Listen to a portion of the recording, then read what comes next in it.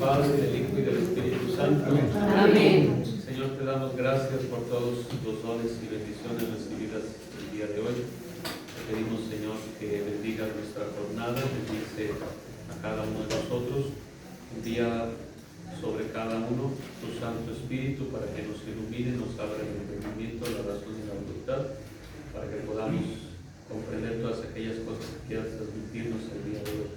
Por Jesucristo nuestro Señor. Amén. Espíritu Santo, fuerte de luz, Ilumínanos. Muy bien. Bueno, pues ayer empezamos a tratar esto que vamos a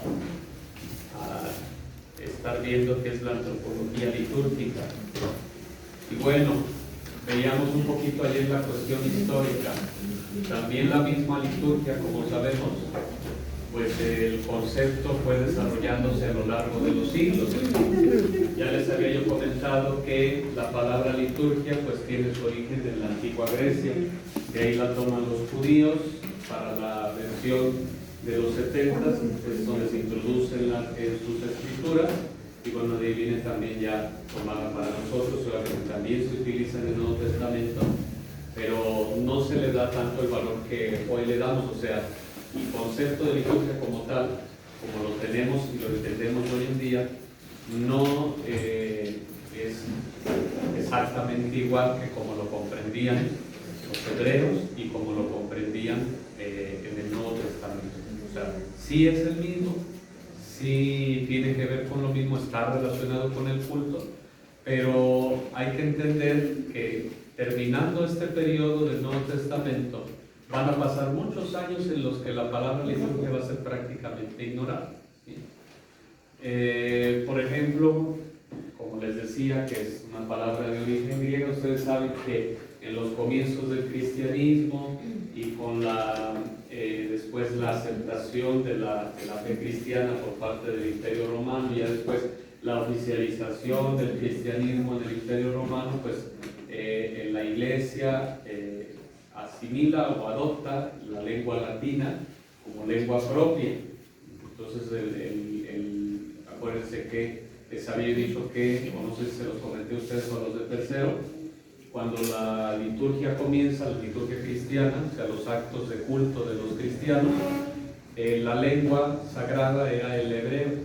No se los platiqué. No. Bueno, la lengua sagrada en los primeros años del cristianismo es el hebreo, pero va a durar así muy poco tiempo siendo la lengua del culto.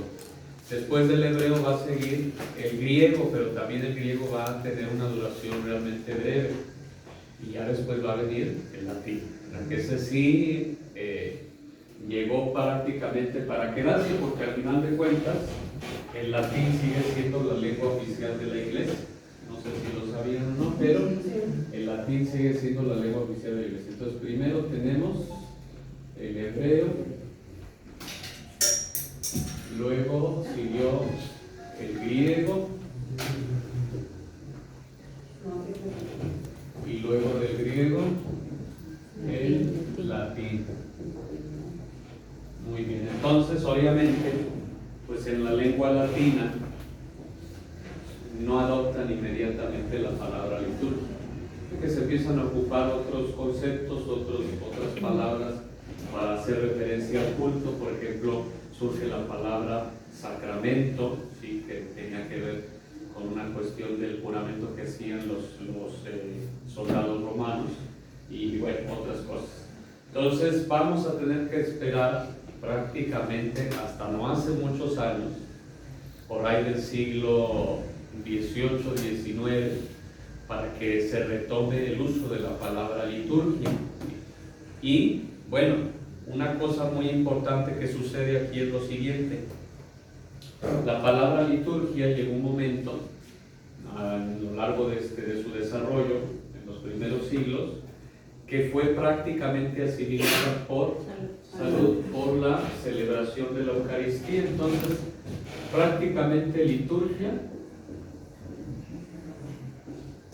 era sinónimo de misa o de celebración de la Eucaristía.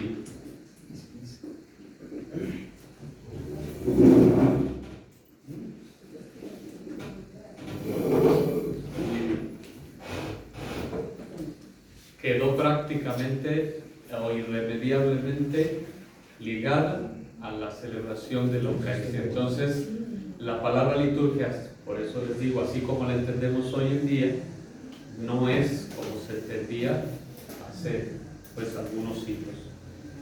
Pío XII, no sé si les comentaron en alguna otra materia, Pío XII va a ser el primer papa que va a escribir un documento sobre la liturgia. Antes de Pío XII no se había escrito ningún documento por parte de ningún papa acerca o exclusivamente sobre liturgia.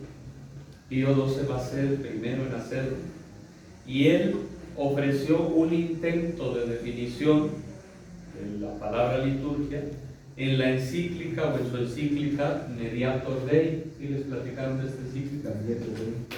Entonces, Pío XII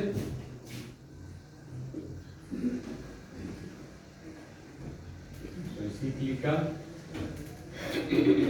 Mediator Dei.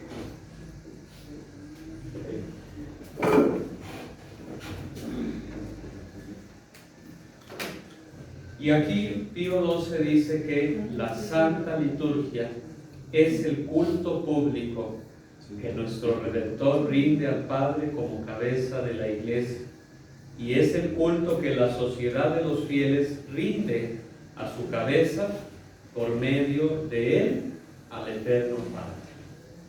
Entonces aquí ya se empieza a abarcar más conceptos dentro de la liturgia, ya no solamente la misa. ¿Podrías repetir el concepto, por favor? Dice Pío XII, la Santa Liturgia es el culto público que nuestro Redentor rinde al Padre como cabeza de la Iglesia, y es el culto que la sociedad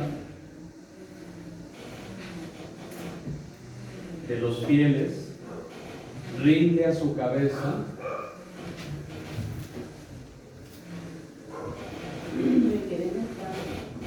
¿dónde?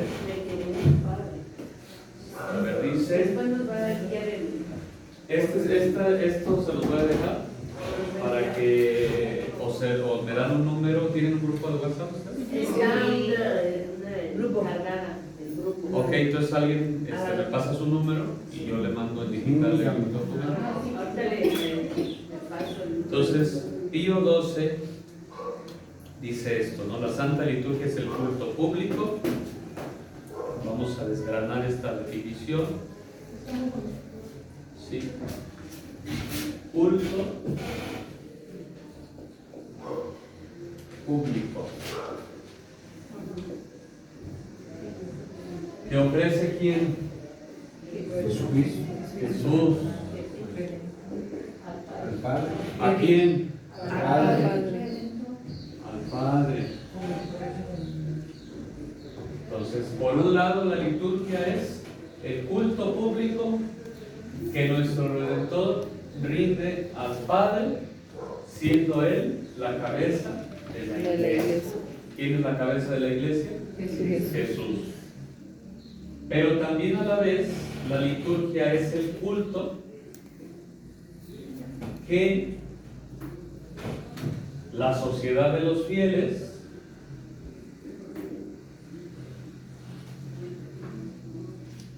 ofrece o rinde a su cabeza. ¿Quién es la cabeza? Jesús. Jesús. Y por medio de Jesús, al final de cuentas también, Al Padre. al Padre. Entonces aquí nos damos cuenta de una cosa muy importante. La liturgia siempre es un culto al Padre. La liturgia tiene como finalidad rendir culto al Padre. Entonces, principalmente es el culto que Jesús rinde al Padre. Y Y ya el segundo término es el culto, que los fieles rinden al Padre, pero por medio de Jesús. Entonces Jesús es el mediador. Como lo sabemos, Jesús es el mediador entre Dios y los hombres. Esto significa que Jesús, ¿qué es? ¿Qué significa que Jesús sea el mediador? Que es el sacerdote. Exactamente.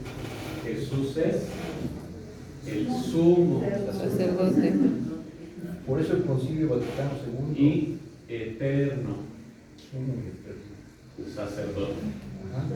Pero por eso el Concilio Vaticano II lo define la liturgia como el ejercicio del sacerdocio de Jesucristo. Exactamente, ahorita vamos para allá. Ahorita ya vamos a llegar a lo del Vaticano II, pero el Vaticano II, o bueno, las definiciones que da el Vaticano II acerca de liturgia, tienen como punto de origen la Mediator Dei. Este que va a ser el primer documento de un papa hablando exclusivamente de liturgia, va a ser el punto de referencia para la Constitución Sacrosanctum Concilium. Es tanta la importancia, yo se los recomiendo que busquen, está muy fácil acceso a esta encíclica en internet. En la página del Vaticano ahí encuentran prácticamente todos los documentos, cartas, homilías, discursos de todos los papas. Muchos de ellos no los van a encontrar en español, aparecen en latín, pero le ponen traducir página y ya los tienen en español. Pero este sí está en español. Si lo buscan en Google, Vatican, Mediator Dei, y ya le dan a la primera página que les aparezca ahí arriba, y es la encíclica. Está hermosa la encíclica de Pío XII, y yo creo que no hay que, esto sí se lo recomiendo, no hay que quedarnos siempre nomás con lo poquito que nos dan. Porque yo aquí nomás les doy una partecita de esta encíclica, que es donde dice Pío XII que la liturgia es el culto público, etcétera, etcétera. ¿Y dónde está todo lo demás? Si no lo leen ustedes, pues ya no lo van a conocer, porque no tenemos tiempo para verlo todo. Entonces, ojalá que se den el chance de leer la encíclica completa y también leer la Constitución Sacrosanctum Concilium, pero no quedarnos nomás con lo que nos dicen. Hay que ir a las fuentes, directamente a las fuentes, para también nosotros tener nuestro pensamiento o nuestro criterio propio acerca de estos documentos. Y sirve mucho leerlos completitos, no nomás partes. Entonces, Jesús es el sumo y eterno sacerdote. Y aquí hay una cosa muy, también, no sé esto si se lo puse yo ayer, pero acuérdense que para nosotros los cristianos, aquí fue donde le tomé foto al pizarro. Sí. Por eso nos íbamos a quedar en eso, ¿no? Sí. Digo que se me va las cabras al monte, sí, gracias. Si no me dicen ustedes, Claudia.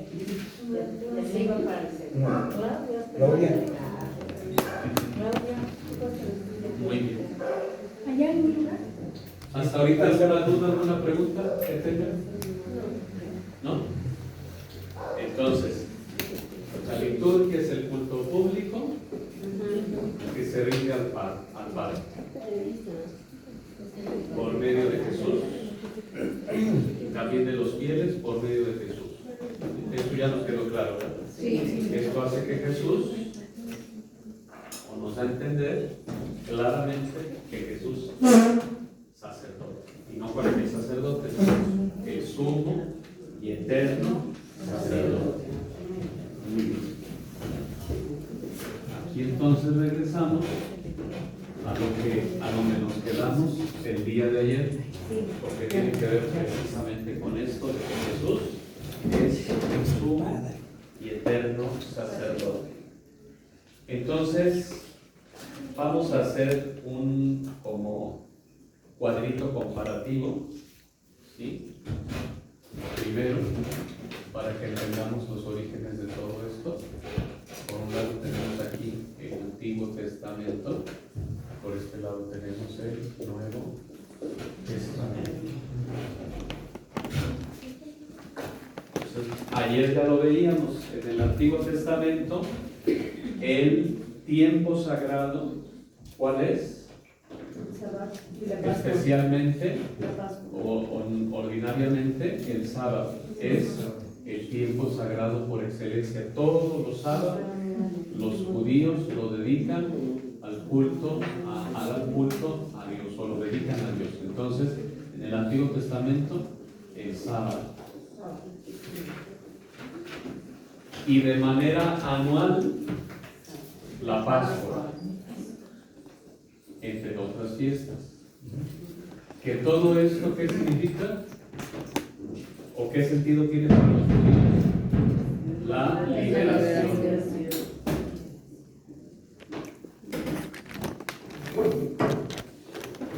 Ahora, en el Nuevo Testamento, el tiempo sagrado es ordinariamente el día domingo.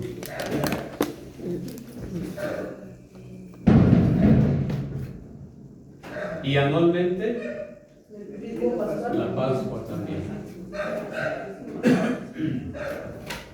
¿Qué representa para los cristianos la Pascua y el domingo? Si para los judíos el sábado y la Pascua significan liberación, para nosotros salvación. Ahora, para el Antiguo Testamento el espacio sagrado es el templo. ¿Cuál templo? Voy a poner por aquí. Exactamente. Entonces, el templo de Jerusalén. Y en el Nuevo Testamento el espacio sagrado es ahí va a estar más difícil. La Eucaristía. El espacio sagrado es Cristo mismo. Cristo mismo. El espacio sagrado.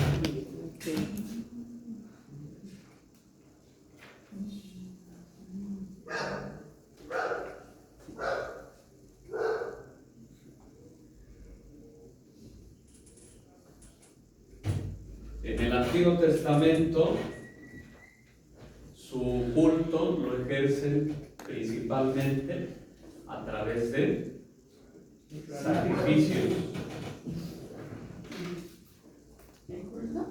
Sí, el culto que dan a Dios lo realizan principalmente a través de sacrificios.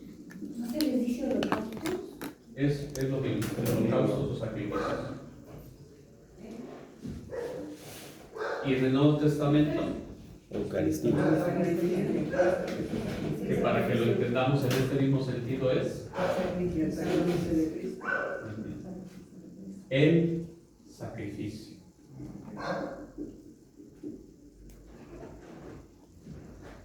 Ahora, ¿quiénes realizan en el Antiguo Testamento estos sacrificios? Los sacerdotes. Los sacerdotes.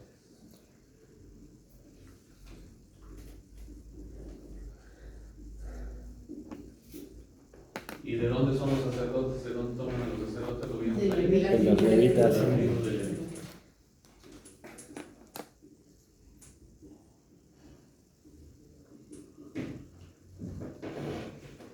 En el Nuevo Testamento, ¿quiénes realizan el sacrificio? Los sacerdotes. ¿Mande? ¿Quién es? En el Antiguo Testamento los sacerdotes son los que realizan estos sacrificios, que son parte o se toman de la tribu de Leví. ¿Y en el Nuevo Testamento? Cristo sacerdotes en sus ministros. Cristo. No sacerdote es Cristo, sumo y eterno.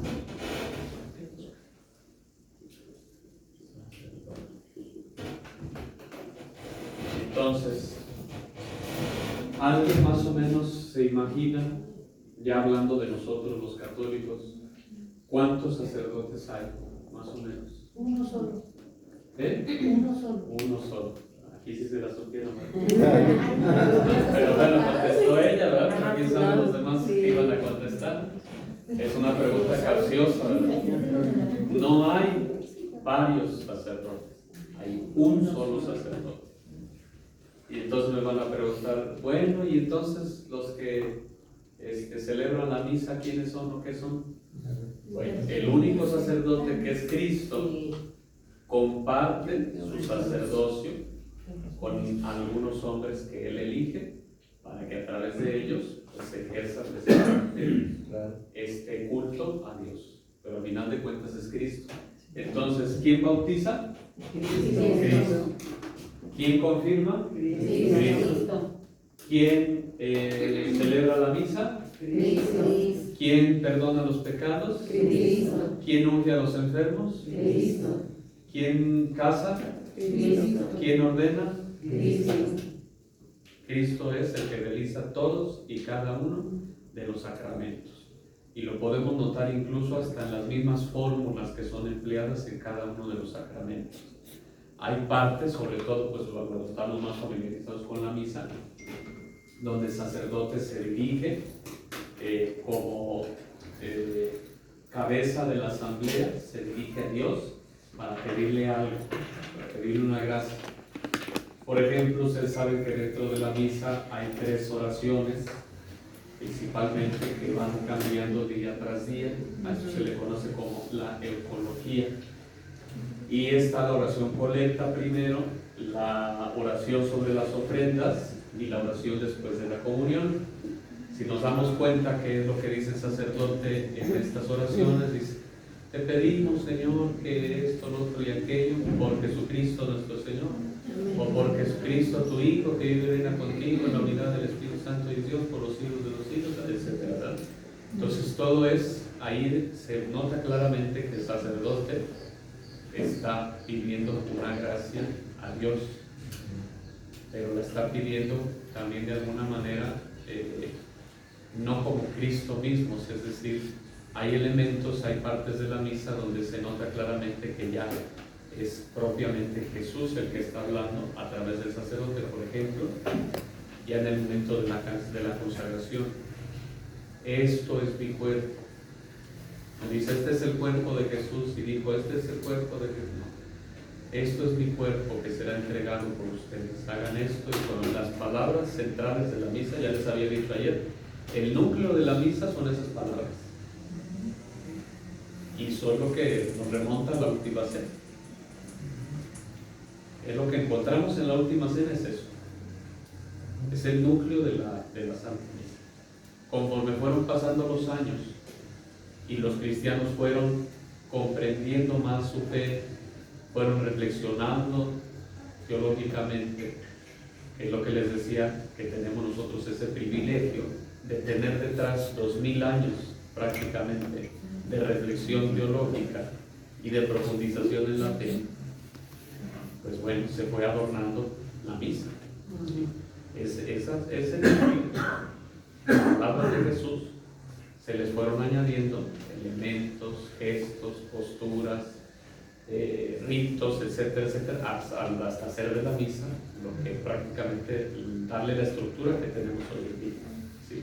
Pero eso fue con el paso de los años. Aquí leíamos ayer el último versículo del último capítulo de San Juan.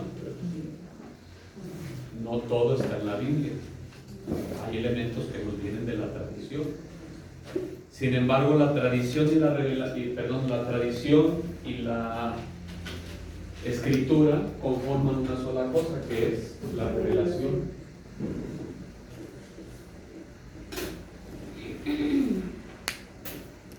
Y la he puesto con R mayúscula, porque una cosa es esta revelación y otra cosa es esta revelación. La revelación con R mayúscula terminó con la muerte del último de los apóstoles. Sí. La revelación terminó. La revelación con R mayúscula terminó con la muerte del último de los apóstoles. ¿Y quién fue el último de los apóstoles en morir? Juan. San Juan. Entonces, una vez muerto San Juan, ahí se acabó la revelación. Todo lo que se nos tendría que haber dicho, todo lo que se nos tendría que haber revelado, la Iglesia sostiene que terminó con la muerte del último de los apóstoles. Sí. Padre, y entonces las revelaciones de Santa Catalina de Siena y las revelaciones de Santa Catalina Emery y las revelaciones de las apariciones de la Virgen aquí y acá, ¿qué es? Bueno, precisamente son revelaciones que se les conoce con ese nombre, revelaciones privadas. Y en este aspecto de las revelaciones privadas, la revelación, si tú quieres ser parte de él, tienes que creer. O sea, si quieres ser católico, cristiano, no puedes negar esta revelación. Sin embargo, esta revelación tienes la libertad de creerla o no creerla. ¿No son inspiradas por el Espíritu Santo? Pues sí, pero la revelación con R mayúscula, o sea, todo lo que se nos tendría que haber dicho, por así decirlo, así sostiene la Iglesia y así lo creemos, terminó con la muerte del último de los apóstoles. Todo lo que ha venido después, sí, puede ser inspirado por el Espíritu Santo, pero no tenemos la obligación de creerlo.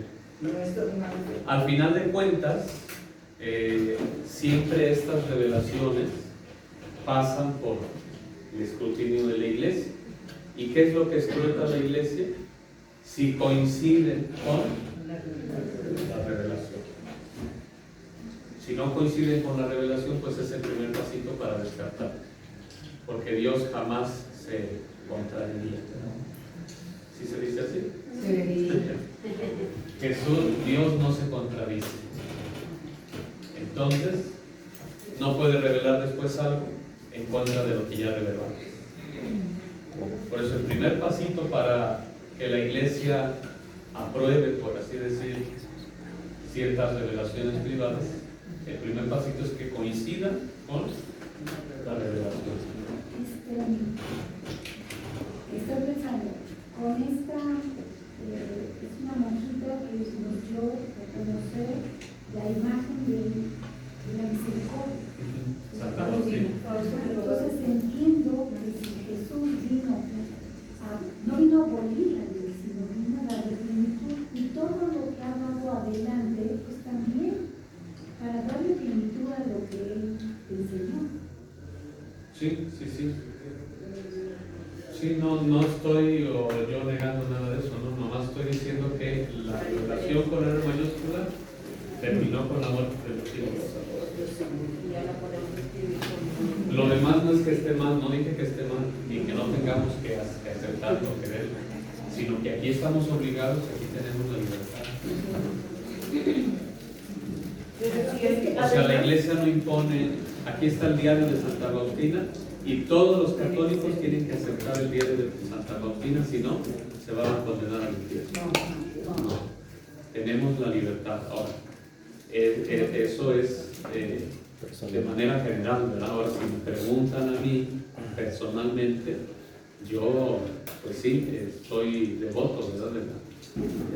A lo mejor no tan devoto como debería, pero sí acepto y me gusta. No he leído completamente el diario de Santa Faustina, pero creo que hay elementos muy bellos en estas revelaciones privadas, porque se me figuran como la puesta al día, la aplicación, la actualización de lo que nos han dicho en la revelación, pero al contexto en el que estamos hoy en día.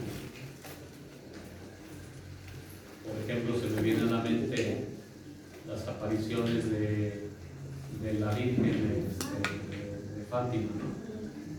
Todo lo que ella advierte es la actualización de este mensaje, porque no está contradiciendo la revelación, es la actualización, pero al contexto en el que se vivía en ese entonces, que era la Primera Guerra Mundial. Y estaba también la otra cuestión, pienso por ejemplo en otra Santa Catalina M, ¿no? Es muy bonito todo lo que ella revela en sus escritos acerca de tantos acontecimientos de la Biblia, ¿no? Desde el Antiguo Testamento hasta el Nuevo Testamento. De hecho, la película de la Pasión de Cristo, de Mel Gibson, no sé si ya la vieron todos. Sí. ¿Alguien no la ha visto? No van a decir, ¿verdad? No, pero la película de la Pasión de Cristo, de Mel Gibson, más que basarse en la Biblia, está basada en las revelaciones de Catalina M. Todos los detalles que ella da. Entonces es muy interesante. Mel Gibson pues es católico.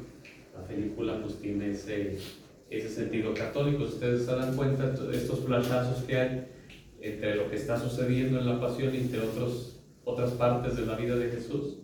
Por ejemplo, hay una parte donde ya está pues Jesús dando su vida y hay un flashazo a la última cena y Jesús partiendo el pan. Entonces, en relación a la Eucaristía, ¿verdad? Muy distinto a la serie esta de Chosen, muy emotiva, mueve mucho los sentimientos y toda la cosa, pero muchas falsedades que contiene, ¿verdad? La fui a ver al cine en los 2 capítulos de la 4ª temporada, creo. Muy bonita, muy de sentimiento y todo, pero esta parte, por ejemplo, de cuando Jesús tiene este diálogo con Pedro, que es cuando funda su iglesia y pues, queda Pedro constituido como el primer papa, ahí en la serie lo ponen como una cosa así, la modifican la escena para que no te entiendas tú que Pedro es el quien deja a Jesús como cabeza y todo eso, bueno, por esta visión que ellos tienen. Entonces mucho cuidado, no es que sea pecado ver esas cosas, por supuesto que no, pero hay que estar bien formados porque por ahí te pueden meter la semillita del error, la semillita de la herejía. Entonces mucho cuidado con eso. Son las que miran los hermanos separados, ¿verdad? Pues las miramos todos, No, me refiero que también lo comparten con... Ah, sí. Y ellos sí buscan plasmar su idea. en lo que ellos creen. Exactamente. De hecho, la propia imagen de la Virgen, ¿no? O sea, como la ponen en la serie, así como pues, cualquier mujer ahí, no le dan el papel que realmente tuvo. Pero bueno.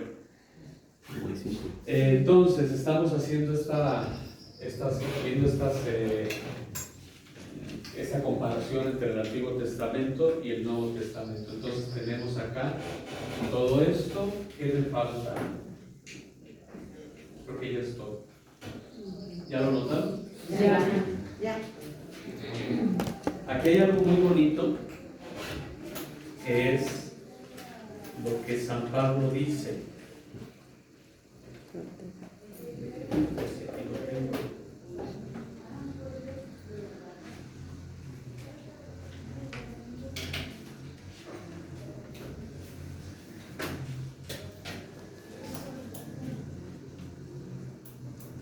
Está en la carta a los Hebreos, pero no anoté aquí la cita exactamente, pero bueno, así la pueden buscar ustedes. Antes de les dar la cita de cada carta a los Hebreos, el Nuevo Testamento no solamente es la continuidad del Antiguo Testamento, por eso nosotros lo que conocemos como Sagrada Escritura o Biblia, pues es estos 2 bloques, el Antiguo Testamento y el Nuevo Testamento, no solamente el Nuevo Testamento, también nosotros consideramos el Antiguo Testamento. Obviamente que nosotros como cristianos leemos el Antiguo Testamento en relación con el Nuevo Testamento. Y el Nuevo Testamento no solamente es la continuidad del Antiguo, sino también su superación. El Nuevo Testamento no solamente continúa el Antiguo Testamento, sino que lo supera. Y entonces, no sé si se han dado cuenta de esto ustedes, yo creo que la mayoría sí, tantos elementos del Antiguo Testamento, acontecimientos, personajes, hechos, gestos, etcétera, tienen mucho que ver, o más bien son la imagen, la sombra, la premonición de otros acontecimientos y otros personajes del Nuevo Testamento, específicamente de Jesús. Sí. Podemos decir entonces que Jesús es el mejor y verdadero Adán. Jesús es el mejor y verdadero Moisés. Jesús es el mejor y verdadero David, etc. La iglesia o el arca de Noé es una prefiguración de la iglesia. ¿Sí? El arca de Noé es una imagen, una sombra, una prefiguración de la iglesia.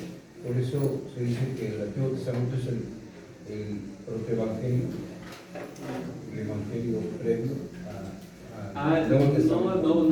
No todo el Antiguo Testamento. Hay Isaías 3, 14, 16. Creo que es esa cita, la que se le conoce como el protoevangelio. Porque acuérdense que evangelio es la buena noticia. La buena noticia tiene que ver con Jesús. Isaías es el primero en decir, de aquí que la Virgen dará a luz y concebirá un hijo, etc.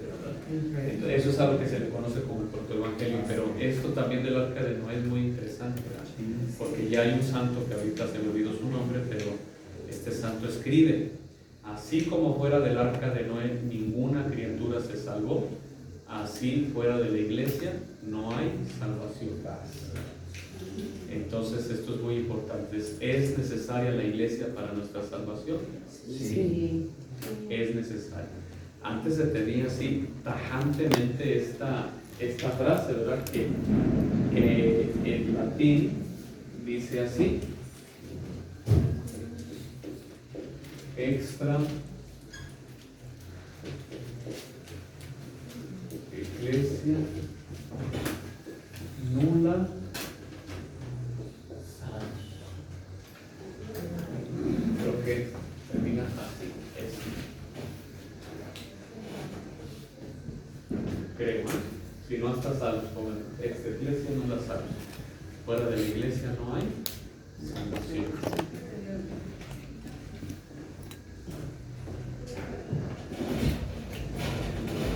Que ahora también se le da otro sentido. Ustedes saben que también con el Concilio Vaticano II se dio un impulso ecuménico, ¿verdad? Para tener este diálogo y buscar la unidad con las iglesias que históricamente se separaron de la única y verdadera.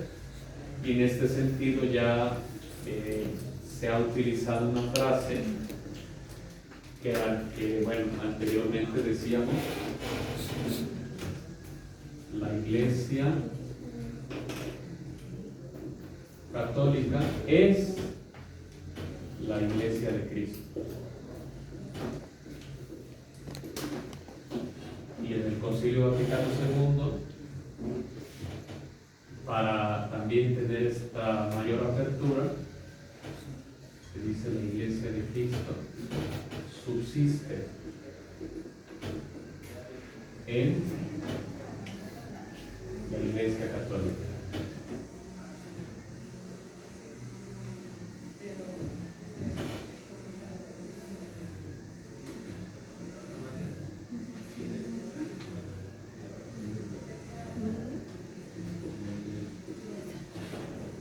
Pero bueno, esto no es relevante.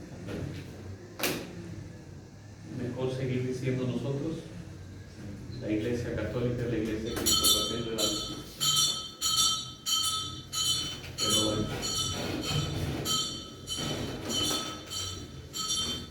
Entonces, regresando a esto, ahora sí les comparto la cita de Hebreos, ¿verdad? Que les decía, no nada más se la voy a leer porque no anoté aquí de dónde la saqué. El único sacerdote constituye,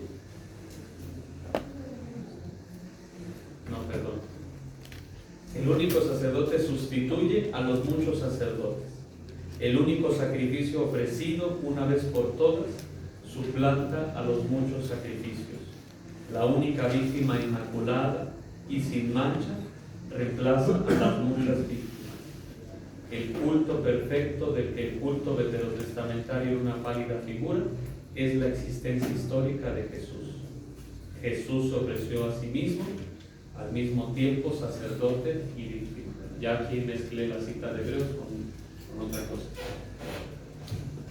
Entonces aquí me faltó poner algo. En el Antiguo Testamento las víctimas, ¿quiénes son? Animales.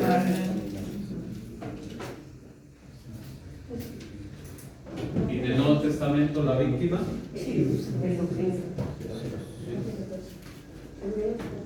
Jesucristo. Entonces, el culto de la nueva alianza continúa y supera el de la antigua alianza. La razón de esto es Jesucristo. Jesucristo es el que hace nuevas todas las cosas, entonces hace nuevo también el culto. Pero nuevo no en el sentido de rechazo, ¿verdad? De rechazar lo antiguo, como él dice, no he venido a abolir la ley ni los profetas, sino a darle plenitud. Él viene a darle plenitud al culto. Y él mismo es quien lo hace. A través de su persona, él es el sacerdote, la víctima y el altar. Y él mismo es el templo también. Por eso cuando va a Samaria y se sienta en el pozo con la samaritana y empiezan a tener un diálogo, y la samaritana le dice: bueno, ustedes los judíos dicen que el lugar para adorar a Dios es el templo, y aquí mi padre y Jacob nos enseñó, ¿sí es Jacob? Sí. Nos enseñó que el lugar para adorar a Dios es esta montaña. Entonces, ¿dónde? ¿En el templo o en la montaña? Y le dice Jesús: llegará el tiempo, ya llegó, en que se adorará a Dios en espíritu y en verdad. En espíritu y en En espíritu y en verdad. ¿Eso qué quiere decir? En Él, en Cristo. Exacto. Ahí se da ahora la adoración, el culto a Dios, Cristo mismo. Entonces, esta es la novedad, el culto en el Nuevo Testamento. Y aquí, bueno, ya viene lo que nos dice el Concilio Vaticano II en la Sacrosanctum Concilium número 7. Se da una división más teológica, como que se profundiza la que ya dio Pío XII en mediados de la liturgia. Se considera, ya voy a borrar esto, Sí. la liturgia se considera como el ejercicio del sacerdocio de Jesucristo. En ella los signos sensibles significan, y cada uno a su manera realiza, la santificación del hombre.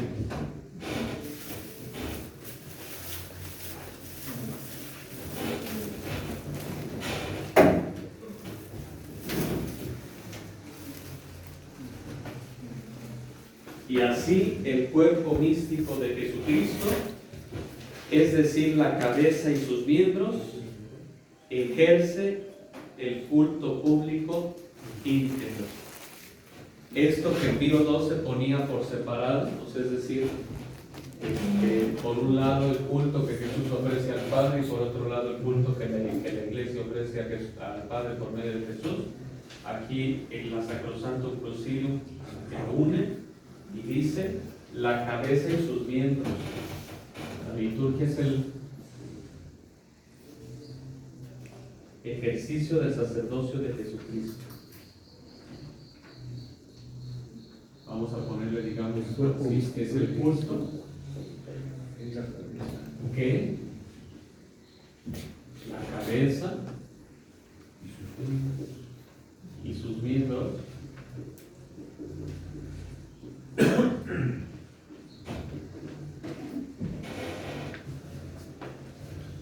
final de cuentas tributan a quién?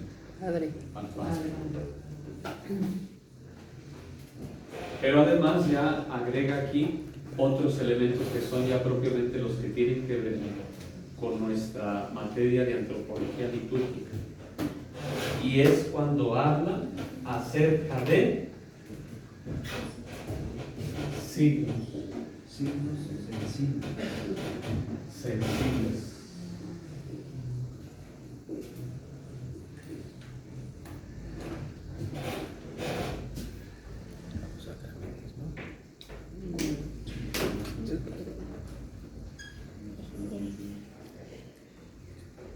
que no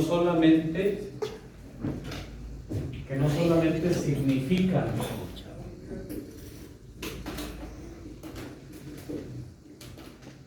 sino que además realizan.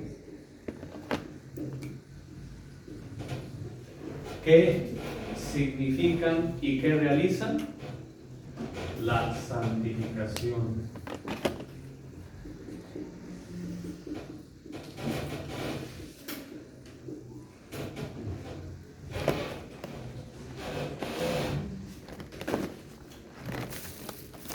Entonces, la liturgia es eclesial por naturaleza. ¿Por qué? Porque se realiza en la iglesia y por mediación de la iglesia, en su estructura sacramental y jerárquica, con el sacerdocio de los fieles y el sacerdocio ministerial, en la experiencia concreta de la asamblea litúrgica. Entonces, la liturgia es esencialmente eclesial. Es eclesial por naturaleza, porque se realiza en la iglesia y por mediación de la iglesia. Y la iglesia somos todos los bautizados. Con esta distinción es una distinción esencial entre el sacerdocio ministerial y el sacerdocio de todos los bautizados. Porque todos los bautizados somos configurados con Cristo sacerdote, Cristo profeta y Cristo rey. Entonces, por el bautismo todos somos sacerdotes. ¿Por qué? Porque todos podemos y debemos ser intercesores entre Dios y los hombres y entre los hombres y Dios. Entonces, es incorrecta la expresión, ¿verdad? Por ejemplo, en relación a la misa, voy a oír misa, sino lo más adecuado sería voy a celebrar la misa, porque todos los bautizados celebran junto con el sacerdote la Eucaristía.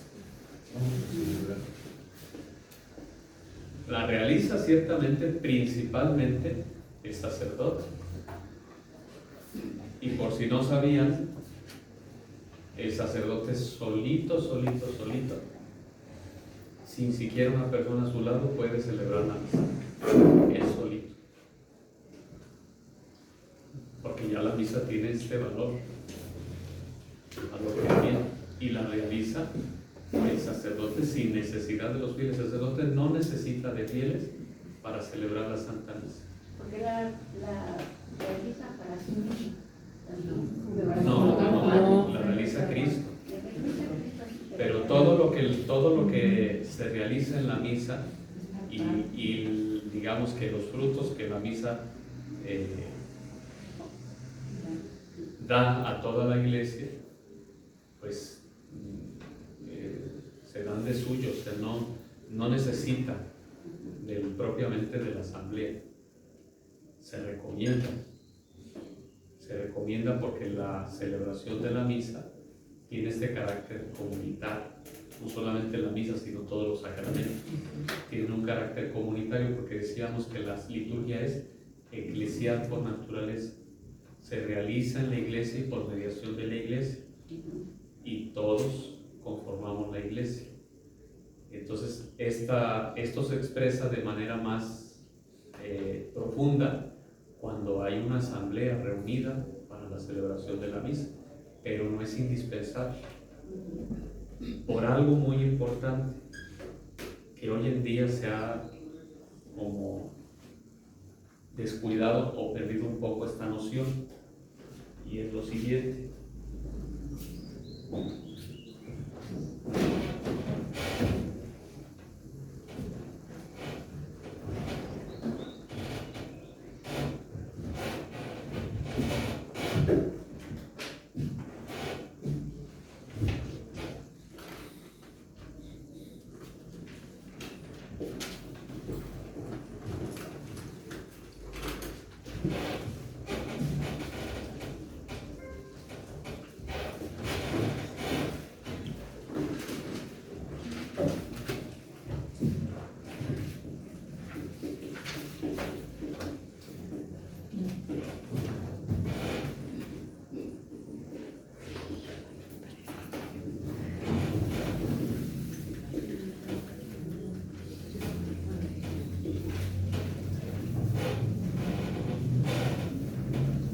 iglesia no somos solamente los que estamos aquí, en este mundo, los vivos.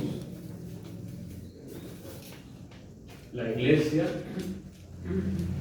también son los que están en el purgatorio y también son los que están en el cielo.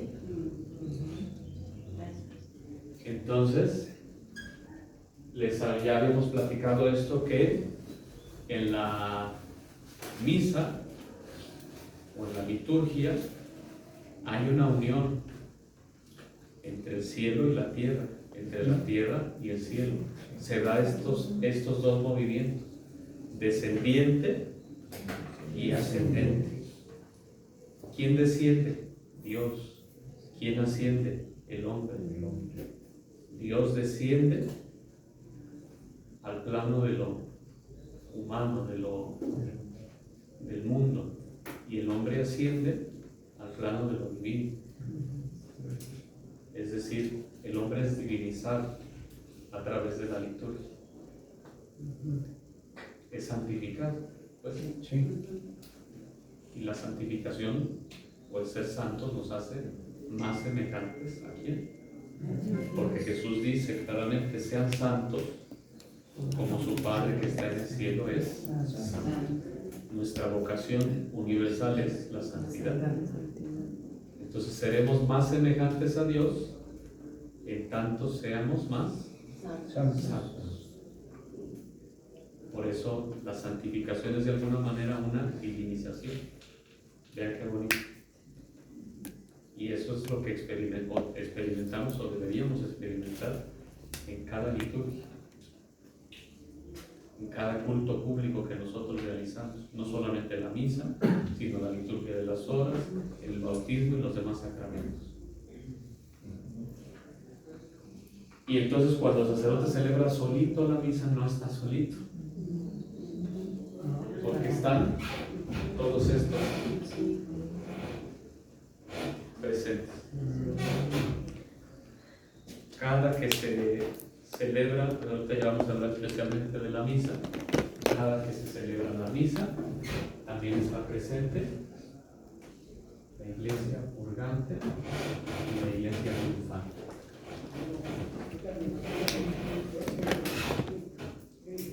La mayor parte de las cosas que acontecen en la liturgia y en la misa son invisibles a nuestros ojos. La mayor parte. Si sentimos que ya es mucho lo que vemos con nuestros propios ojos, lo que acontece y que nuestros ojos no pueden ver es muchísimo más. Es muchísimo más. Y bueno, aquí ya entraría la cuestión de las revelaciones privadas, ¿verdad? Porque en las revelaciones privadas podemos encontrar testimonios muy bonitos de quienes Dios les ha permitido vislumbrar lo que acontece en la celebración de la misa.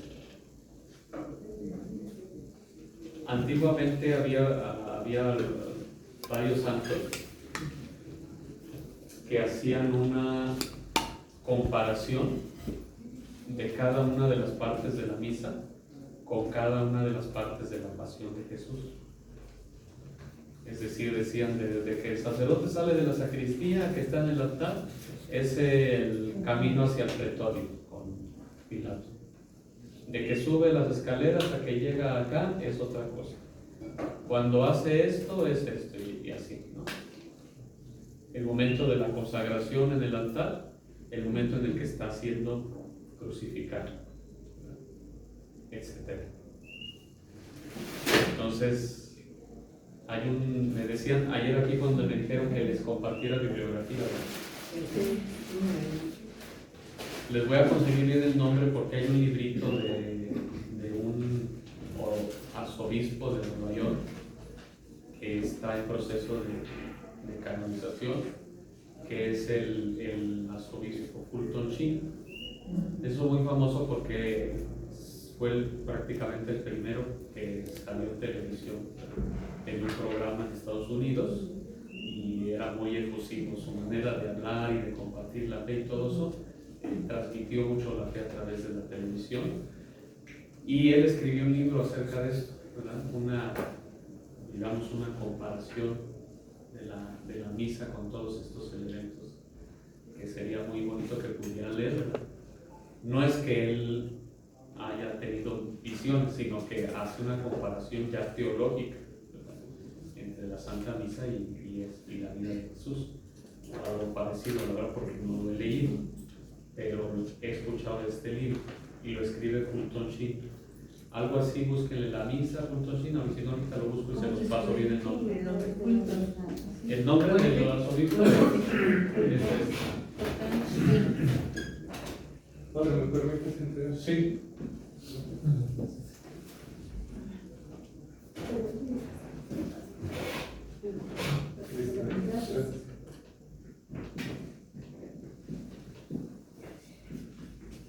Entonces, el Calvario y la misa, exactamente así se llama. El Calvario y la misa. Y está en PDF, creo, ahí en el internet, o sea, lo pueden ahí descargar e imprimir, porque a mí no me gusta leer cosas en la pantalla. Estoy quedando ciego. Estoy todavía haciendo mi tesis de teología. Ya la tenía que haber entregado desde hace años, pero estoy terminando mi tesis de teología y mi tesis es sobre la liturgia. Mi tesis de teología se llama La Reforma Litúrgica del siglo XX desde la perspectiva de Joseph Ratzinger, del editor XVI. Entonces, yo soy admirador del Papa Benedicto, y no solamente yo lo considero, sino es considerado como el mayor o más grande teólogo de los últimos tiempos. Entonces tiene toda una serie de libros que escribió, tantísimos libros que escribió a lo largo de toda su vida, y hermosos todos sus libros, que a lo mejor no todos los vamos a entender, porque yo a veces me pongo a leer cosas que no entiendo, porque tiene un lenguaje muy elevado, pero especialmente en los que habla sobre liturgia es un lenguaje muy sencillo. Yo les recomiendo principalmente un libro que se llama El Espíritu de la Liturgia. El Espíritu de la Liturgia. Es un librito chiquito, no es muy grande. La iglesia que cuando son de los ángeles. Ahorita, no se me adelante. No, Los Ángeles no. Ahorita les voy a decir. Entonces, El Espíritu de la Liturgia, de Joseph Ratzinger. El autor es Joseph Ratzinger. Saben que antes de ser elegido Papa, su nombre de pila es Joseph Ratzinger. ¿Cómo se escribe? Entonces, espero que pronto. ¿Mande? ¿Cómo se escribe? No quiero pasar vergüenza, mejor así. Vayan a dar una fotografía ahí. ¿Cómo se escribe? Yo sé, no sé. Por favor, Se por favor.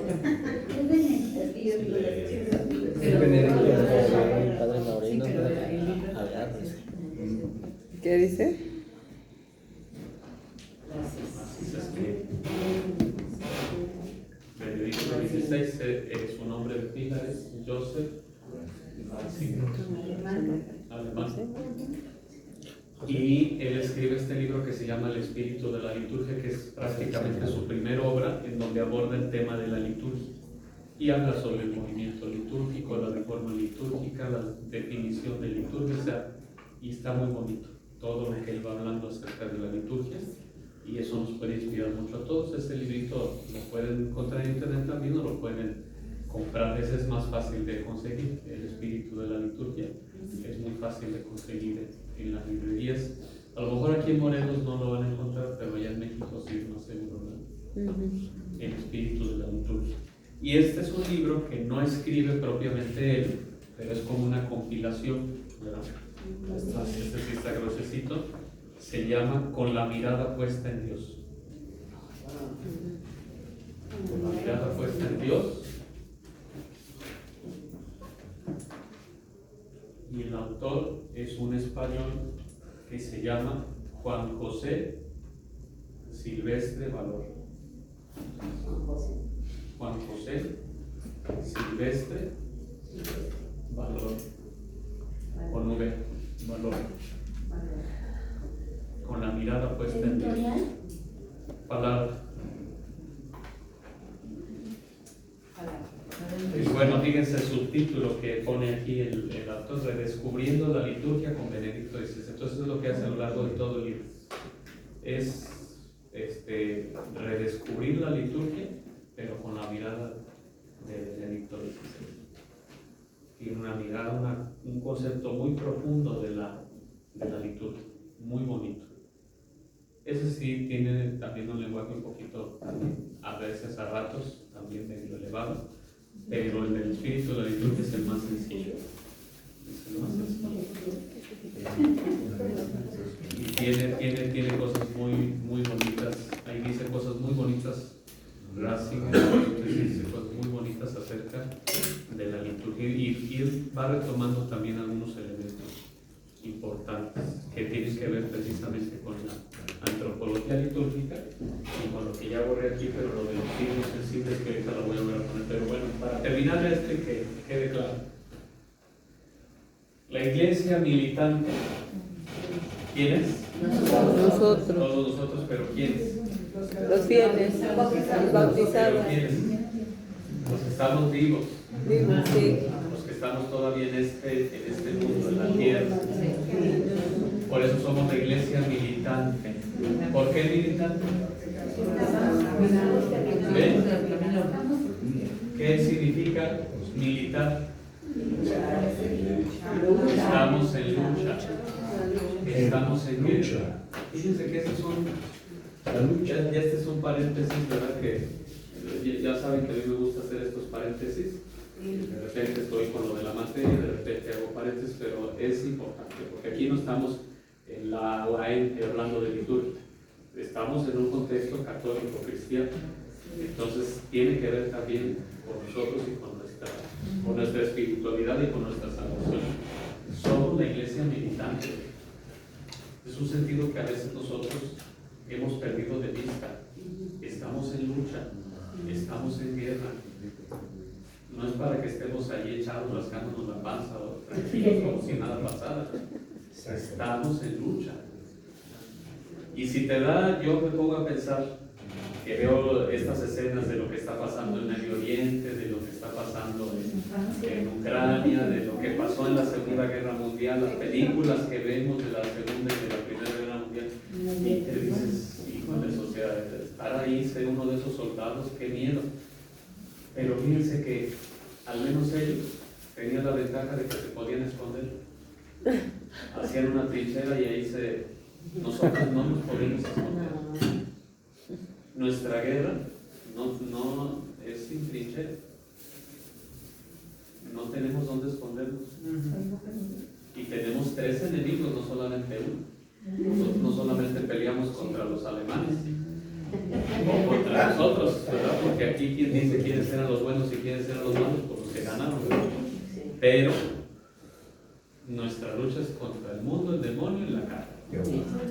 Son nuestros los tres enemigos que hemos perdido nosotros de vista. En el bautismo hay un momento, bueno, de hecho 2 momentos donde se unge al bautizado. Antes del bautismo la unción con el óleo de los catecúmenos y después del bautismo la unción con el santo crisma. Cuando se unge con el óleo de los catecúmenos, esa unción representa, acuérdense que se hace junto con el exorcismo, entonces se hace primero el exorcismo, luego se unge. Esa unción representa que el bautizado es apartado para Dios. Y también tiene este sentido en la antigua Grecia, los atletas se untaban aceite porque creían que esto pues, los fortalecía para la batalla, para la lucha, ¿no? Entonces tiene también ese sentido, somos ungidos para ser fortalecidos para la lucha espiritual. Exorcismo no solamente quiere decir sacar el demonio a alguien, ¿verdad? Exorcismo también quiere decir apartar algo o alguien para Dios. Y a mí, por ejemplo, pues el ritual del bautismo no lo exige, ¿verdad? Yo puedo hacer el ritual así, sencillamente, pero me gusta a mí ir explicando cada parte, porque mucha de la gente que jamás se para en la iglesia son los que van y bautizan. Y es el momento que uno tiene para al menos una semillita sembrarles. Entonces yo les voy explicando cada parte del rito, porque el rito solo del bautismo es 15-20 minutos lo hago, sin celebración, obviamente sin misa. Pero ya explicándolo, pues sí, a veces me llevo hasta una hora, 50 minutos. Y de verdad, cada uno de los elementos tiene un simbolismo, que eso tiene que ver con lo que estamos hablando, de la antropología litúrgica. Porque un signo no debería necesitar ser explicado. Y desgraciadamente hoy en día tenemos que explicar los signos, porque la gente no los entiende, no los comprende. Y esto es por la cultura en la que vivimos. Hay por un lado hay demasiada ignorancia, materialismo, consumismo y tantas otras corrientes de pensamiento que no nos ayudan mucho. Entonces hoy en día se necesitan explicar los signos, y el sacerdote o el diácono o el obispo tienen que ser los primeros en explicar cada uno de estos signos, porque si no se explica, la gente no los entiende, no los comprende. El obispo hizo algo ahí en donde nos decía, esto de que me quito el sombrerito, dice, no es sombrerito, dice, es algo importante de que usted sepa. Y efectivamente, o sea, la mayoría pues, se lo quita, se lo pone, No saben. no entendían. No saben. Es necesario porque es cuando me dirijo a ustedes. Sí, no saben qué significa esto, no saben qué significa la casulla, no saben qué significa la estola, no saben. A veces ni los mismos sacerdotes lo saben. Y ellos mismos dicen, voy a quitarme estos trapos. No son trapos. Entonces, esta situación actual que afecta a la iglesia es a la iglesia, no solamente laicos, sino también pastores. Esta situación nos afecta a todos. Ni nosotros a veces, como pastores, entendemos todos estos signos. Si nosotros somos los primeros que no nos entendemos. Y esto no les estoy diciendo algo desconocido o oculto, porque el mismo Vaticano II en la Constitución del Santo Concilio pide una mayor educación litúrgica, sobre todo para los que se están formando para ejercer el sacerdocio. Ya en el movimiento litúrgico también se buscaba esto, los principales ¿cómo se llaman? Personajes del movimiento litúrgico, el que les decía ayer, Prosper Geranger, Rodin y otros, lo que buscaban era también una educación litúrgica para el clero, y se dedicaron a escribir libros y a dar cursos y a hacer conferencias, sobre todo más que para los laicos, para el clero, porque era el clero también el que ignoraba tantos elementos de la liturgia. No había una educación adecuada en cuanto a liturgia. Ahora la pregunta es, ¿hoy sí la hay? Esa es la pregunta, ¿verdad? Hoy sí la hay. Hoy sí tenemos nosotros los que nos estamos formando para el sacerdocio, sí tendremos una formación litúrgica adecuada, no lo sé. Pero es importante que nosotros vayamos conociendo. También los laicos tienen esta obligación, esta responsabilidad. No es una responsabilidad solamente de los sacerdotes. Esta responsabilidad la tenemos todos como bautizados. Es esencial a nuestra naturaleza evangelizar. ¿Y cómo vamos a evangelizar si no somos evangelizados primero? Entonces es importante conocer la liturgia. Y les decía de estos elementos que están, por ejemplo, en el bautismo o en la misa, que son tan bellos, porque de verdad hay mucha belleza en todos estos elementos que tenemos en la liturgia. No van a encontrar una iglesia, o sea, me dan pena de verdad los protestantes. Ahí cerca de la parroquia abrieron una iglesia, o sea, un local, pues, nomás leen la palabra, hace su griterío el pastor y bailaban. Yo era lo que veía así. ¿Y qué hay ahí? O sea, no hay nada. no tienen nada. Y la gran riqueza que tenemos nosotros no la valoramos. Por eso dice la frase, católico ignorante, seguro protestante. Porque solamente un ignorante dejaría esta riqueza Claro.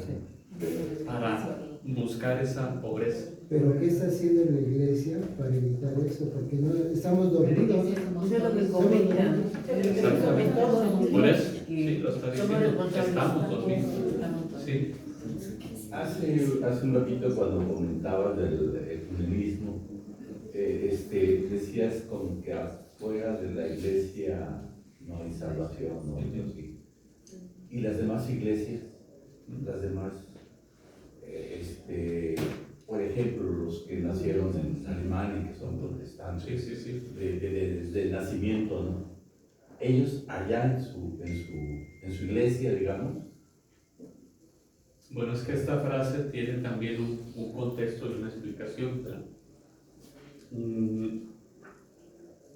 Fuera de la iglesia no hay salvación. Eso quiere decir que la iglesia es necesaria para la salvación. Pero hay una cuestión también importante, ¿verdad? Que no se les puede exigir a todos por igual. Ninguna ley aplica de manera estrictamente literal, o debería aplicar de manera estrictamente literal, porque siempre se tienen que ver contextos, realidades, cosas que pueden aminorar la sanción, etcétera, etcétera, ¿no? Bueno, ya estoy hablando de ley. Y en ese sentido, de fuera de la iglesia no hay salvación. Se aplica principalmente para quienes, conociendo que la iglesia de Cristo es la iglesia católica, la dejan, la abandonan, ¿verdad? Para los que han nacido en una realidad en la que no conocen a la verdadera iglesia, o les es muy difícil conocerla, porque pues, obviamente yo nazco protestante, a mí me dicen que estoy en la verdad, pues va a ser muy difícil que yo descubra otra cosa. Ha habido muchos grandes protestantes que al estudiar, pero con sinceridad, las fuentes, la historia, la teología, etcétera, solitos llegan a la conclusión de que la iglesia, sí. Pero para el protestante común esto no es, ¿verdad? O sea, no van a ponerse a investigar, ellos están a gusto donde están, como los católicos. Los católicos, la mayoría no somos católicos por convicción, somos católicos por adopción, ¿verdad? O sea, porque pues, nuestros papás eran católicos, nuestros abuelos católicos, y yo también pues ya soy católico. Aquí nací, pero no estamos convencidos. Algunos, digo, no todos. Y bueno, otra cosa que dice el catecismo de la iglesia, y esto siempre se lo digo también de los bautismos, porque el principal evangelio que propone el ritual del bautismo para hablar del bautismo es donde está Jesús dialogando con Nicodemo y le dice: nadie que no nazca del agua y del Espíritu puede entrar en el reino de los cielos. Y le dice Nicodemo: ¿cómo puede un hombre siendo ya viejo volver a nacer? ¿Acaso puede entrar en el vientre de su madre y volver a nacer? Y Jesús como que no le responde, le vuelve a repetir: quien no le nazca del agua y del Espíritu no puede entrar en el reino de los cielos, porque lo que nace de la carne es carne y lo que nace del Espíritu es Espíritu. Esta lectura, o esto que dice Jesús, ¿qué significa? Que nadie que no haya sido bautizado puede entrar en el cielo. Si no eres bautizado no puedes entrar al cielo. Ahora, el catecismo de la iglesia dice lo siguiente: Dios no se ata de tal manera a sus sacramentos que no pueda conceder su gracia por otros medios. Entonces, claro que Dios, de una manera misteriosa que no conocemos, también concede su gracia a los miembros de otras creencias, no solamente protestantes, sino también budistas, musulmanes, etc. Si son buenas personas, si todos reciben la gracia de Dios, y seguramente van al cielo, ¿no? No es que el cielo esté cerrado para ellos, ¿no? Pero nosotros los cristianos, ahí sí, nosotros los cristianos no conocemos otra forma para entrar al cielo fuera del bautismo. Si yo, siendo cristiano, no le doy esa importancia al bautismo, ahí está el pecado. Y tantos papás hoy en día que dejan pasar tanto tiempo para bautizar a sus hijos. ¿Sí? Entonces, siendo cristiano y no conoces, o se supone que tú tendrías que saber que no hay otra forma para que puedas entrar al cielo fuera del bautismo, y deliberadamente decides no bautizarte o no bautizar a tus hijos, es un pecado gravísimo, gravísimo.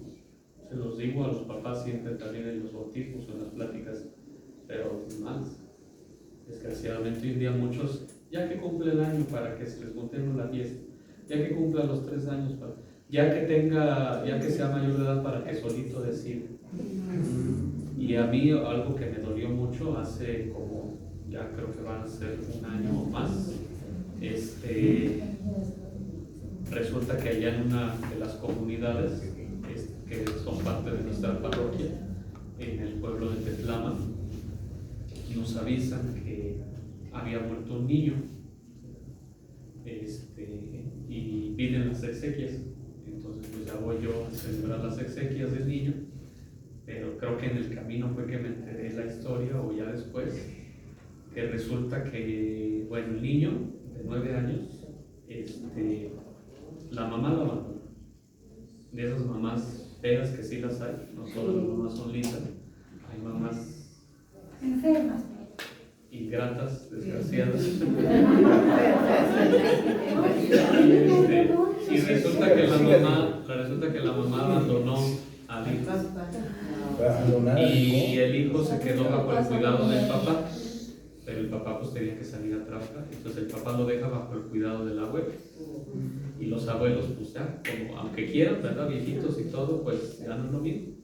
Entonces el niño empieza a tener síntomas de una cosa, de otra, pero ha de ser un resfriado. No le ponen mucha atención hasta que ya los síntomas eran muy graves, muy fuertes, lo llevan al médico y resulta que era dengue y creo que era el hemorrágico. Entonces se lo llevó el dengue al niño por negligencia, por descuido de los papás o de la abuela. Y el chiste es de que se muere, pero lo que me dio más tristeza, no estaba bautizado. De 9 años el niño, no estaba bautizado. Qué negligencia de los papás. Y más yo creo que me llegó porque también hace como 2 años estábamos todos muy ilusionados en mi familia porque una tía, después de muchos años que no había un bebé en la casa, una tía estaba embarazada. Todos ya ilusionados, ya poniéndole nombre a la niña, ya hasta buscando ropitas y todo. Y va mi tía al ginecólogo a su cita y ya no tenía latidos el bebé. Ya fue una cosa horrible. Si yo, siendo el sobrino de, o sea, sentí tan feo. Dije, mi tía y mi tío estaban destrozados. ¿Y por qué sacó el tema? Porque después de la muerte del bebé, empezaron a sentir muchos remordimientos, sobre todo mi tío, o no remordimientos, sino miedo. ¿Dónde está mi bebé si no se bautizó? ¿Dónde está mi bebé si no se bautizó? La iglesia tiene una postura de acuerdo a eso, de los bebés que mueren sin ser bautizados o que mueren dentro del vientre de sus madres. Y dice la iglesia que tampoco puede asegurar dónde están, pero los encomienda a la misericordia de Dios, ¿verdad? Pero bueno, yo creo que ya en un sentido de fe, si creemos en el amor, la bondad y la misericordia de Dios, yo creo que es imposible que Dios rechace a esos bebés, ¿no? O sea, para mí que están en el cielo. Pues sí. Pero imagínense, ¿no? Si a mis tíos y todo, siendo que no fue su culpa, todavía ni nací el bebé, se sintieron ese miedo y esa angustia y esa culpa, ese dolor. Ahora imagínense este niño de 9 años que murió sin ser bautizado. Y incluso pues la fe, ¿no? O sea, la bondad y la misericordia de Dios seguramente también lo llevaron al cielo, porque pues un niño de 9 años, ¿qué pecados puede tener? Y bueno, además, ¿qué culpa tenía él? ¿No? Fueron los papás o la abuela que no se preocuparon por él. Sí. Ah, sí. Entonces, sí, sí. Gracias. Vamos a apurarle porque si no, nos estamos, desgraciadamente no viene el lunes, si no. Nos va a compartir definiciones de purgante y Ah, sí. Entonces nosotros somos la iglesia militar. La iglesia purgante son los que están en el purgatorio. actualmente cuál es la postura de la iglesia respecto a su purgatorio. Es dogma de fe. Eso es parte de nuestro sistema de creencias, el purgatorio. Lo único que había antes, pero que nunca fue como un dogma de fe, sino era una cuestión debatida, era el limbo. El limbo ahí es donde se decía que ahí precisamente iban los bebés que no habían sido bautizados. Una especie de intermedio entre el purgatorio y el cielo. Pero eso definitivamente, el que zanjó esa cuestión fue Benedicto XVI. Dijo definitivamente el limbo es algo que no tiene sustento, pero el purgatorio sí tiene todo el sustento bíblico y la tradición y todo. Entonces es dogma de fe. El purgatorio sí es dogma. También el infierno es dogma de fe. Es algo que no podemos negar, la existencia del purgatorio y la existencia del infierno. Entonces el purgatorio es donde están las almas que tienen que purificarse todavía para poder entrar al cielo. ¿Por qué? Porque en la iglesia triunfante del cielo, la iglesia triunfante que la conforman todos los que están en el cielo, todos los que están en el cielo,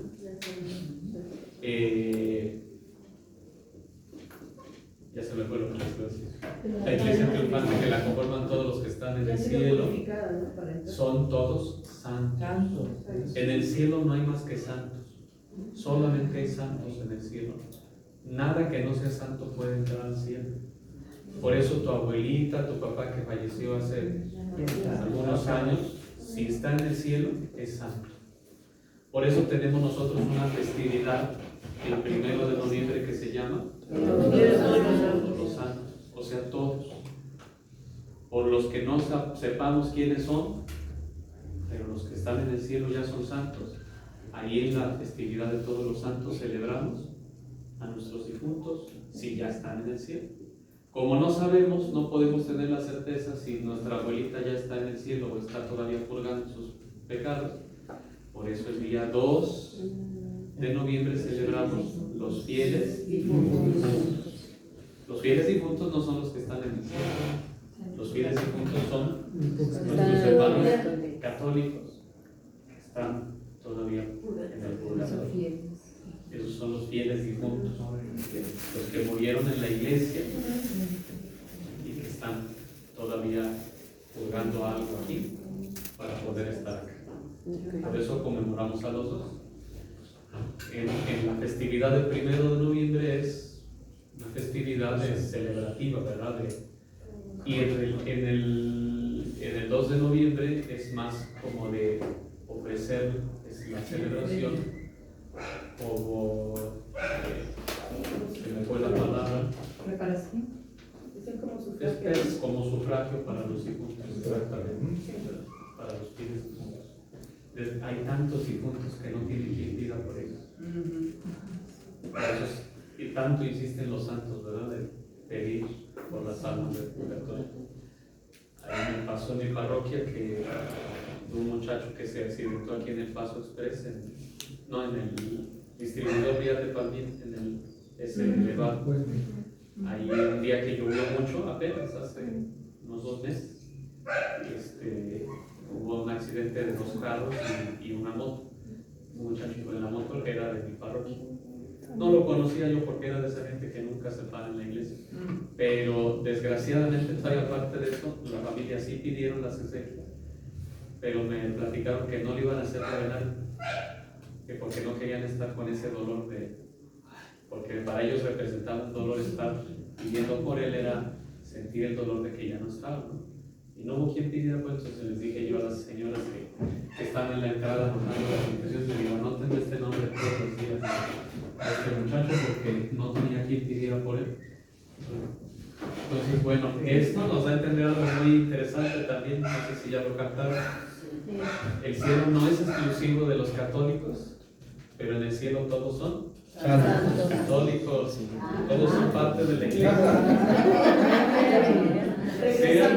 sean musulmanes, budistas, si Dios les permitió entrar al cielo, es que son santos y es que forman parte de la iglesia triunfante. Entonces, el cielo no será exclusivo de los que forman parte de la iglesia, digamos, militante, pero en el cielo todos forman parte de la iglesia. Todos los que están en el cielo forman parte de la iglesia. Y al final de los tiempos, cuando Cristo vuelva, la iglesia no dejará de existir. La iglesia también no tiene fin. Dejará de existir la iglesia militante y la purgante, pero seguirá la iglesia triunfante. Muy bien. Entonces la liturgia, mande. Cuando decimos que aquí también en vida estamos purgando, ¿correcto? Sí, no. O sea, hay gente, más bien lo incorrecto sería decir que el purgatorio es aquí. O incluso hay gente que se atreve a decir, el infierno es aquí. Es dura la vida para todos. Pero la vida no es el purgatorio ni es el infierno. La vida es nuestro campo de batalla, más bien. Y obviamente, pues una batalla no es sencilla. Por eso la vida no es sencilla. Nadie puede esperar tener una vida sencilla. Y son precisamente los que más huyen del sufrimiento los que más sufren. Por eso dice Jesús, el que quiera seguirme, que tome su cruz y me siga. Abrazar la cruz es lo que hace más llevadero el sufrimiento. Y sí, el sufrimiento de la vida nos purifica. ¿Sí? Es una manera de purgar también. El sufrimiento nos purifica. Entonces, cuando sufrimos, no lo veamos como no tanto como un castigo, ni tampoco como algo malo. Es lo que les digo a las personas en sufrimiento, es una perla preciosa que tenemos en nuestras manos para ofrecerla a Dios. Porque ¿qué le podemos ofrecer? Le voy a traer flores, es el dueño de todas las flores. Voy a cubrir su templo de hoja de oro, le pertenece todo el oro, toda la plata, todos los diamantes, todas las... ¿Qué le puedes dar tú? La liberación de los misioneros del Espíritu Santo tienen el concepto del dolor salvífico. Va de la mano con lo que acabo de mencionar. Sí. El dolor, el sufrimiento salva. Obviamente, pues si lo ofrecemos, si renegamos del sufrimiento, pues no. En ocasiones, por ejemplo, si creemos en Dios, nos refugiamos en Él, ¿no? Y los que no, los hacen que sean más violentos. No, necesariamente no. No. Hace ratito que me preguntó usted, que no están los ángeles, no están los ángeles. O sea, los ángeles no forman parte sí están en el cielo, pero no forman parte de la iglesia triunfante. De la iglesia triunfante somos para formar parte de la iglesia, bueno, en la vida es a través del bautismo, ¿verdad? Y ya bueno, después de la muerte, llegando al cielo, es como se forma parte de la iglesia triunfante. Pero esto aplica para los seres humanos. Pues los ángeles con todo y su grandeza, su belleza, sus dones y todo lo que quieran, pues no tienen los privilegios que nosotros tenemos. Por eso dice San Pío de Pietrelcina, si los ángeles pudieran envidiar, que no pueden tener sentimiento de envidia, si los ángeles pudieran envidiar, nos envidiarían por lo que entonces, bueno, ya aquí ni modo, ya no pudimos avanzarle, ya nomás nos queda el día. Pero me quedan como 20 hojas aquí. No, pero bueno, mañana voy a tratar de que resumamos todo.